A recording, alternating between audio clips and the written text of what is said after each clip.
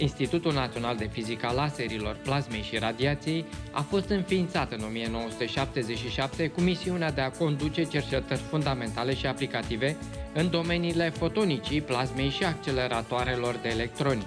Preocupările celor aproape 450 de cercetători acoperă sectoare precum laserele de mare putere, materialele fotonice, nanomaterialele și nanotehnologiile, elaborarea de sisteme informaționale și doturi cuantice, mecanisme de acoperire în plasmă și microtomografie de raze X, biofotonică și aplicații medicale ale fotonicii. Prin intermediul Institutului de Științe Spațiale, asimilat în 1996, efectuează cercetări în astrofizică, inginerie spațială și gravitație. Realizăm laser în această instituție, pornind de la materialul de bază până la aplicații gen bujie laser în industria auto. Trebuie să ținem cont că un cristal laser se poate crește în 2 sau 3 săptămâni la temperaturi de peste 2000 de grade și că această tehnologie urmează să fie înlocuită de tehnologia ceramică, ce scade această temperatură și crește calitățile materialului optic. A devenit realitate în această cameră bujia laser. A fost dezvoltată de noi în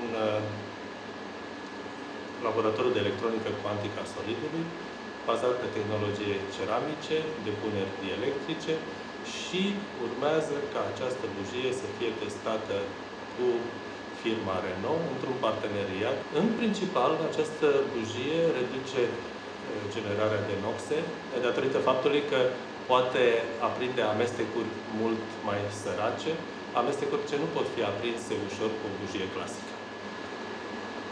Pe lângă reducerea de noxe, face și o reducere a consumului de combustibil. Este vorba de un consum în jur de 15 W, dacă ne gândim, un consum mediu de 15 W, dacă ne gândim că un bec are 50 spre 100 de W, un bec de la mașină vorbesc, atunci calculați dumneavoastră că acest consum este insignifiant. Atracția constructorilor auto față de acest gen de aprindere derivă din faptul că și o scădere de numai 1% al consumului de combustibil înseamnă economii uriașe pe plan mondial. Până în anul 2000 și ceva, laboratoarele astea erau dominate, găseați numai niște aparatură din epoca, să zicem, anterioară, niște aparate vechi, deja de proveniență sovietică sau ceva de tipul ăsta, toate vechi, fără piese de schimb și, în general, nefuncționând.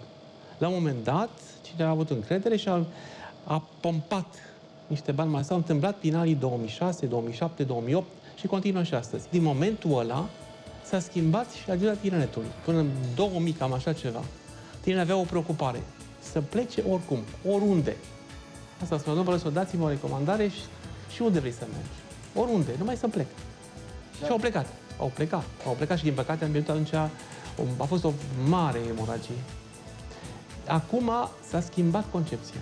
Eu am la mine în laborator acum tineri care au făcut doctorate în cotutel, deci au 2 diplome de doctorat. Am 3 în momentul ăsta. Și alții sunt deja în pregătire. Și care se duc, vin și care stau aici. Eu nu am întâlnit niciun exemplu care spune, dom'le, vreau să uit că am plecat din România. Nici vorbă.